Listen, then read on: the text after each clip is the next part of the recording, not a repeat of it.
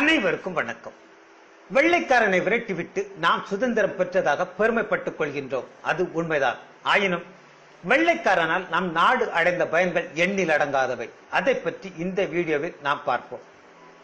பிராமணனுக்கு மட்டுமே கல்வி கற்க உரிமை உண்டு எனவும், சத்திரியனுக்கு மட்டுமே நிலம் மற்றும் அரசனாக உரிமை உண்டு எனவும், வைசியனுக்கு மட்டுமே வியாபாரம் செய்ய உரிமை உண்டு எனவும், சூத்திரன் இவர்களுக்கு அடிமையாக இருந்து வேலை செய்ய வேண்டும் எனவும் இருந்த இந்து மனு தர்ம சட்டத்தை பிரிட்டிஷார்கள் ஏற்றுக்கொள்ளாமல், சட்டம் என்றால் அனைவரும் சமமாக இருக்க வேண்டும் என்ற அடிப்படையில் 1773ஆம் ஆண்டு பிரிட்டிஷ் அரசு சட்டத்தை எழுத தொடங்கியது.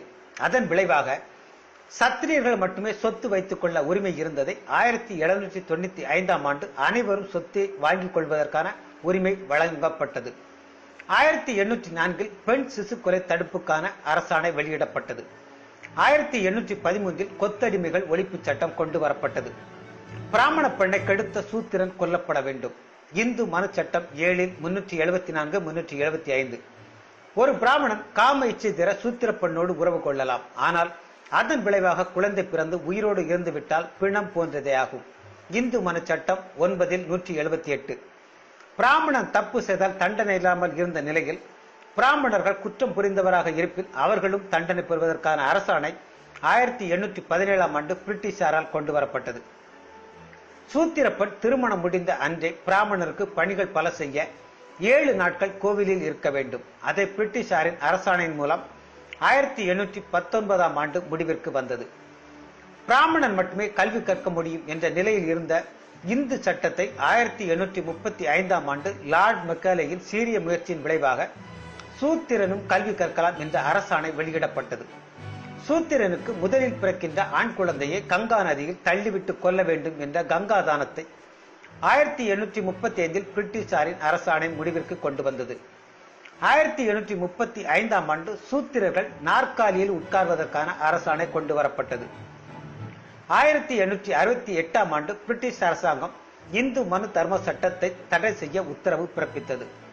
கணவன் இறந்தால் அவன் மனைவி உடன்கட்டை ஏறும் சட்டத்திற்கு முற்றுப்புள்ளி வைத்ததும் பிரிட்டிஷ் அரசுதான். இந்தியாவை மட்டும் பிரிட்டிஷார்கள் ஆளவில்லை என்றால் சூத்திரர்களுக்கு கல்வி இல்லை.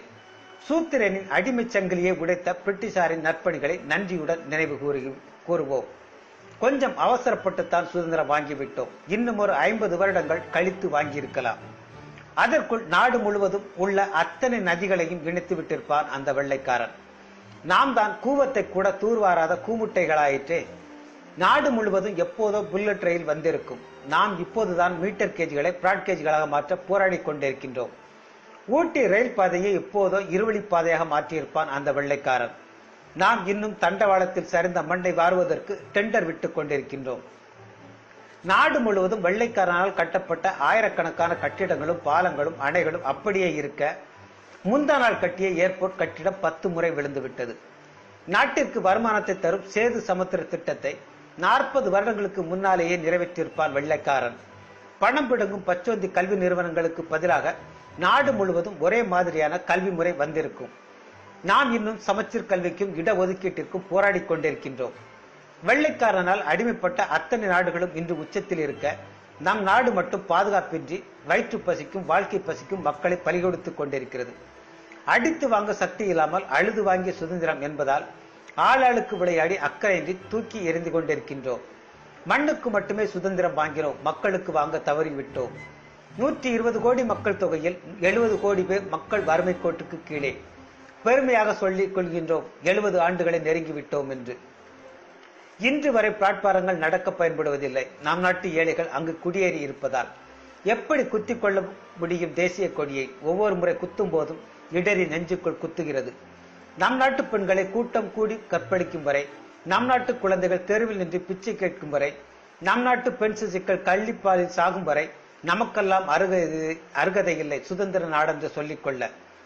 ஆண்டுக்கு 2 நாட்கள் அண்டை நாட்டு கிரிக்கெட்டில் மட்டும் நம் நாட்டு பற்று உயிர் வாழும் என்றால் நாம் அதற்கு அடிமைப்பட்டே இருந்திருக்கலாம் நல்ல காலம் வரும் வரை. நன்றி.